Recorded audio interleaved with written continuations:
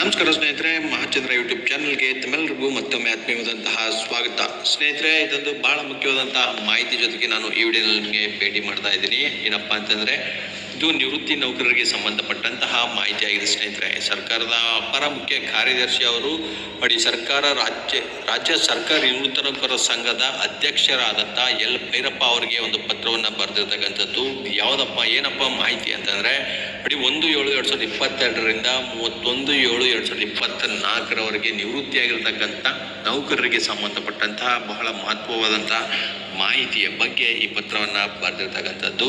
So ಪತ್ರದ ದಿನಾಂಕ ನೋಡಿ, 1/1/2025 ಜನವರಿ 1ನೇ ತಾರೀಕಿನಲ್ಲಿ ಇದು ಬರ್ತಿರ್ತಕ್ಕಂಥದ್ದು. ಹಾಗೆ ಈ ಪತ್ರವನ್ನ ರುಜು ಮಾಡಿ ಅಧ್ಯಕ್ಷರ ಗಮನಕ್ಕೆ ತಂದಿರತಕ್ಕಂಥದ್ದು 7ನೇ ತಾರೀಕು, ಅಂದ್ರೆ ಇದೇ ಜನವರಿ 7ನೇ ತಾರೀಕಿನಲ್ಲಿ ಅವರು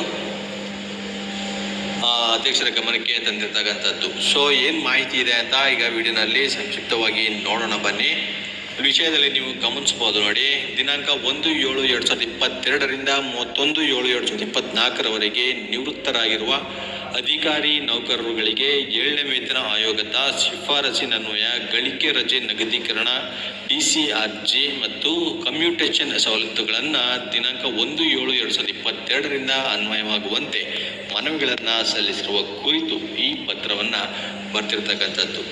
ಸೊ ಅದಕ್ಕೆ ಸಂಬಂಧಪಟ್ಟಂಗೆ ಮೇಲ್ಕಂಡ ವಿಷಯಕ್ಕೆ ಸಂಬಂಧಿಸಿದಂತೆ ರಾಜ್ಯ ಸರ್ಕಾರಿ ನೌಕರರ ವೇತನ ಭತ್ಯೆ ಮತ್ತು ಪಿಂಚಣಿ ಪರಿಷ್ಕರಣೆ ಕುರಿತಂತೆ ರಚಿಸಲಾಗಿದ್ದ 7ನೇ ರಾಜ್ಯ ವೇತನ ಆಯೋಗದ ಶಿಫಾರಸಿನಂತೆ ರಾಜ್ಯ ಸರ್ಕಾರಿ ನೌಕರರ ವೇತನ ಮತ್ತು ಪಿಂಚಣಿಯನ್ನ ದಿನಾಂಕ 1/8/2024ರಿಂದ ಅನ್ವಯವಾಗುವಂತೆ ಅನುಷ್ಠಾನಗೊಳಿಸಲು ಸರ್ಕಾರದಲ್ಲಿ ನೀತಿ ನಿರ್ಧಾರವನ್ನು ಕೈಗೊಳ್ಳಲಾಗಿರುತ್ತದೆ.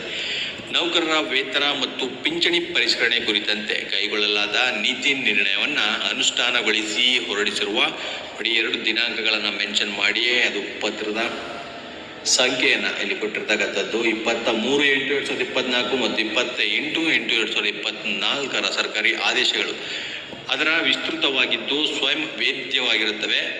ಸದರಿ ನಿಯಮಗಳ ಅವಕಾಶಗಳ ಅನ್ವಯ ನೌಕರರ ಪಿಂಚಣಿಯನ್ನ ಪರಿಷ್ಕರಿಸಿ ಮಂಜೂರು ಮಾಡುವ ಬಗ್ಗೆ ಸಕ್ಷಮ ಪ್ರಾಧಿಕಾರಗಳು ಸೂಕ್ತ ನಿರ್ಣಯ ಕೈಗೊಳ್ಳಲು ಅವಕಾಶ ಕಲ್ಪಿಸಲಾಗಿರುತ್ತದೆ ಎಂದು ತಿಳಿಸಲು ನಿರ್ದೇಶಿಸಲಾಗಿದ್ದೇನೆ.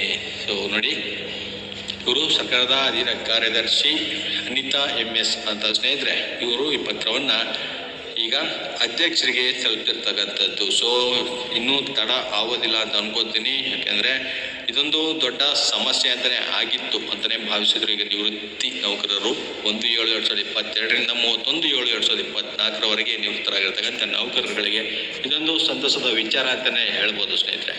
ಸೊ ಇದಿಷ್ಟು ಇವತ್ತಿನ ಮಾಹಿತಿ. ಮತ್ತಷ್ಟು ಇದೇ ರೀತಿಯ ಅಧಿಕೃತ ಮಾಹಿತಿ ಜೊತೆಗೆ ನಾನು ನಿಮ್ಮನ್ನ ಭೇಟಿ ಮಾಡ್ತೇನೆ. ನಮಸ್ಕಾರ.